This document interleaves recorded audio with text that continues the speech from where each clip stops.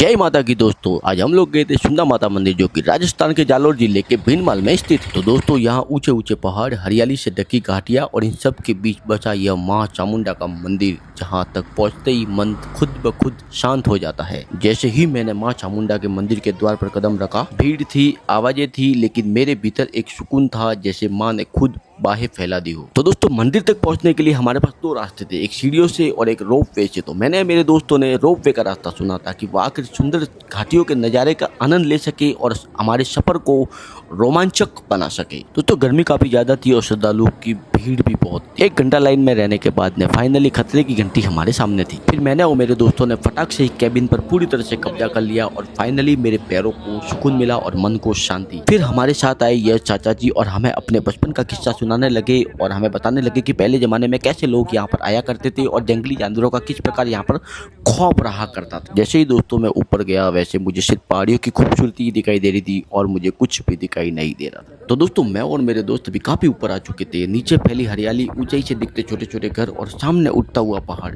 लगता है जैसे माँ खुद हमें ऊपर बुला रही हो। हर पल मन बस यही कह रहा था, जय माता दी, जय माता दी, जय माता दी। तो दोस्तों कुछ ही मिनटों में हम पहुंच गए मंदिर के पास। रोप वे से सफर बहुत आरामदायक और सुहाना रहा। ना थकान ना भीड़, सिर्फ भक्ति और माँ के दर्शन का बेसब्री से इंतजार। दोस्तों इतनी गर्मी में श्रद्धालुओं की इतनी भीड़ देखकर वाकई में मैं हैरान हूँ। ये लाइन सिर्फ इंतजार नहीं, ये लाइन विश्वास की, प्रेम की और माँ के आशीर्वाद की। कोई घंटे भर से खड़ा है, फिर भी चेहरे पर थकान नहीं, बल्कि एक अलग ही ऊर्जा है जो शायद माँ की कृपा है। तो दोस्तों मंदिर के अंदर माँ चामुंडा की मूर्ति आपको नहीं दिखा पाया, इसके लिए मुझे खेद है, क्योंकि अंदर फोटोग्राफी वर्जित है। ये है दोस्तों यहाँ का हवन कुंड, जहाँ पर दिन में लाखों नारियल श्रद्धालुओं के द्वारा चढ़ाए जाते हैं।